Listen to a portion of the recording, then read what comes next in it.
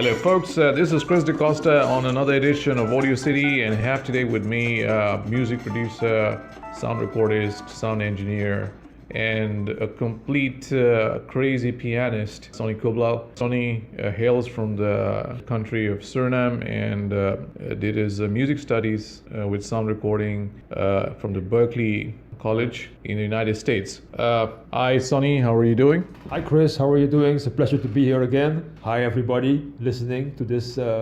We call it Audio City. Audio City. All right. Okay. So, Sonny, would like to ask you a couple of questions so we just get started right away without keeping the listeners waiting for too long. So, could you tell us something about your childhood? My childhood, when I was 6 years old, first of all, I had a very, very peaceful and happy childhood, blessed to my mother and father. And at the age of 6, I started with music. I was already mesmerized by an accordionist of Suriname who went to India and came back. His name was Suki Akal, and my love for Indian music started to grow. And before you knew it, I played the accordion when I was 7 years old, and I played at weddings, family weddings, and I did that until I was 12, and then I switched to piano and I switched to Western music then. In my early childhood, we went to Europe with my parents, so my orientation into the wider world already started there. And before I was 12, we went to New York. So the stage was set for international orientation, which I up to today have in myself. So that's about it. Could you also tell us about your education and your time in the United States of America? Yes, my education in America was from my early 20s at the Berkeley College of Music in Boston, which is a jazz modern music college, and that was really great. I spent about 3 years there, and I learned jazz piano and sound engineering and commercial music writing, but also jazz arranging. And music business, about copyright law and record companies and all that stuff. And then after college, I moved to America, to Los Angeles. And, I joined about, 5 different top 40 bands, and I did that a lot. And eventually, one of those bands led me to a cruise ship after those 5 years in America. And I went to a cruise ship in the Caribbean, where Curacao was the home port. And then I spent 15 years on that cruise ship performing with the likes of Maxine Nightingale, Chick Corea, and other well-known and not so known, top artists from all over the world. Right. So thereafter, from the cruise ship, and I think you landed back in Suriname. Could you tell us thereafter how your music career went, or did you do anything apart from music? My music career kind of went a little bit slow, but since I was close to Suriname in Curacao with the cruise ship, I would often visit Suriname as much as I would still go back to America, to keep my feet grounded there. And so I got to become very well known in Suriname. And actually, before I went to Berkeley College, I had already released my first single. When I was 20 years old. So actually, in January marks my 40 years music career, and which I will celebrate. And so in Suriname, it's a slower pace. There's not much of an international music industry here. So for the last 10 years, I've been here and teaching at the music conservatory privately, but also doing gigs at a few hotels. And I helped build 2 recording studios of friends of mine, and where I'm also a sound engineer on occasions.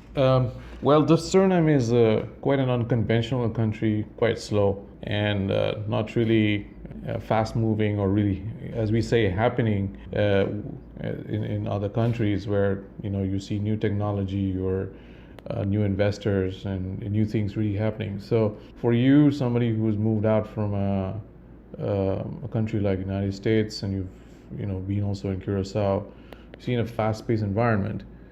What are the difficulties that you have faced or are currently facing? Okay, well, first of all, I didn't move back from the States to here. I actually got stranded here in the sense that the green card, the work permit, was a bit difficult to get. I still have a Suriname passport.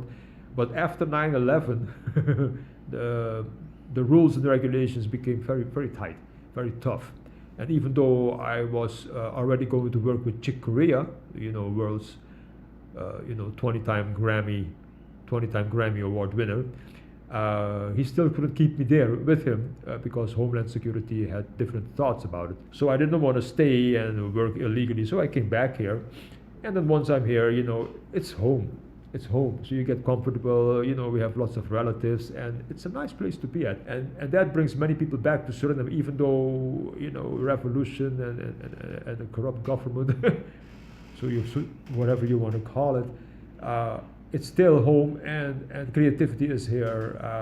No natural disasters, no political disasters. So that kind of keeps us here. But the difficulties, I must say, thanks to the internet, I'm not so much isolated from America. I can watch concerts close by. In America, I would go to a concert and you would have to sit, 2 miles away from the stage. But here, I'm via the internet and headphones, I'm enjoying myself just as much. But I do wish I could, fly every year to Holland to go see North Jazz Festival, any jazz festival in Curacao or in the United States. Those are the difficulties I have a little bit, and playing with musicians that are much better than I am, so I can get ahead, and then earning a good living. So recently I've made a decision. I've given myself 10 years of Suriname, and now I want to give myself 10 years. I want to give 10 years of myself to another country. So I'm looking at Curacao, and Curacao, but then close to Suriname, so I can still collaborate with Suriname and help develop the country. Do you have any specific plans for the future for yourself that you would like to maybe share with the listeners? When I say specific, I really mean specific. Okay, specific, definitely make a new album. I'm working already on that one. And I'm working on the album of a great friend of mine who was a big bass player in Holland, Pablo Nahar. Then there is Nisha Madaran, who was already scoring some success in India. Would like to do some more products with her. And there are some great musicians in Curacao, a nice orchestra that I'm going to collaborate with. So those are some immediate things. And then I'm also looking at, because I do have an aviation background. Before Berkeley College, I worked at the airport briefly for 2 years as an air traffic controller. So I'm looking in that field also, because there is quite some opportunity that people are not filling in. All right, so you're basically known as a musician, a sound engineer. So I think that's your personal brand. And is there any message that you have for listeners, people who are maybe music enthusiasts, or even investors, or people who might want to have you as a business partner or buy your service? Is there any message that you have, anything that you would like to tell people? Oh yes, I would love people to collaborate with me. Who have their act together, who are very skillful. And I would say to any investor, it is worth going into collaboration with me, because I associate myself with the top in the world, like Chick Corea and Maxine Nightingale and others. I know what quality is, so I know what the market wants, and I can easily find out what the market wants. And what I deliver is always, I try to deliver more than what the customer expects. Plus, as an Indian musician, I'm not really an Indian musician, but I have a wonderful influence of America jazz and Caribbean and soul and European classical and some Indian too. That would make me some people compare me with Brian Silas. He's a pianist from India.